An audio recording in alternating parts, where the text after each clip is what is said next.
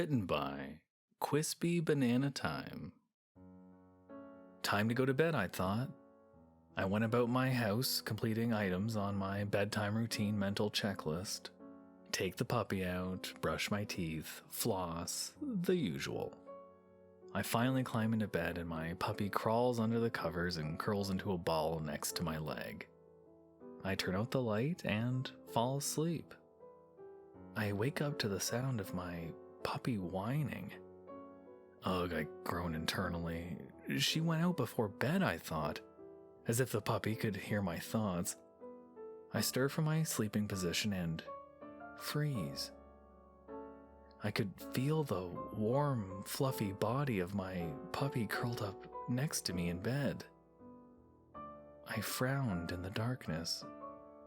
Perhaps I had dreamed the sound, or the puppy had a bad dream and cried in its sleep. I hear another whine, this time accompanied by scratching at my bedroom door. The door shook slightly, as it was one of those old-timey pocket doors, and it fit loosely on its tracks. My heart beat fast in my chest as the scratching and whining began to grow frantic, and the door began to bang back and forth slightly. I was afraid to move, and the blood was pumping hard in my ears. After a few minutes, I calmed myself. There had to be a rational explanation for the sound. Perhaps a dog had gotten in or something. I decided to try and gently move my legs away from my puppy in bed as to not disturb its sleep, and turn on the light. I gently began shifting. Suddenly I felt a searing pain as something sank its teeth into my flesh.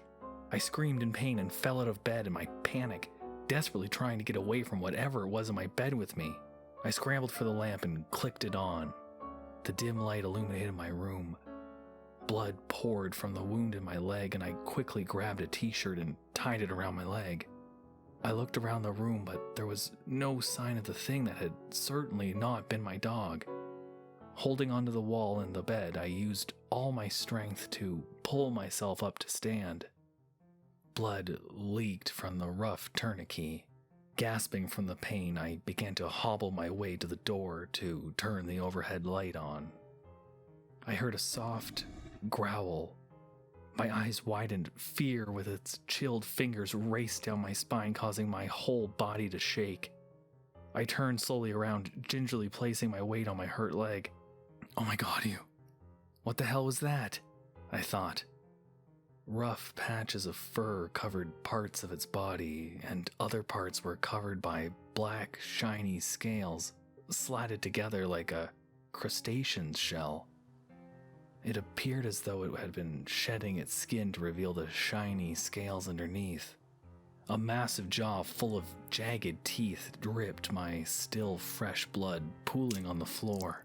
It had two shiny black orbs for eyes with two large probe-like appendages that twitched in front of its head. And its legs, God, it had so many legs, like that of a centipede, but they were long like a spider's. I was shaking so hard my leg was about to give. The floorboard creaked. I didn't see the creature launch itself towards me. I only felt its teeth wedge themselves into my hand, and felt them squeak and scrape as they connected with bone. I screamed. I grabbed the thing and ripped it off, throwing it across the room. I turned and threw the pocket door open, falling in the process. I crawled into the hallway and heard that thing's legs begin to skitter across the floor. I rolled into my back and saw it jump, flying through the air at me. In the last second, I grabbed the handle of the pocket door and slammed it shut with such force it flew back open. The creature was caught in the force of the door, and I heard the squelch of its body and a high-pitched cry. Using the bookshelf to pull myself to my feet, I grabbed the pocket door's handle and slammed it shut again, and again, and again. I could hear myself screaming as I did it, and I felt the viscera slap me in the face. I finally sank to the floor in relief as the creature was still. I closed my eyes and passed out. I opened my eyes to find myself in my bed and sighed in relief. It was just a nightmare. I rubbed my bleary eyes and pulled off the covers.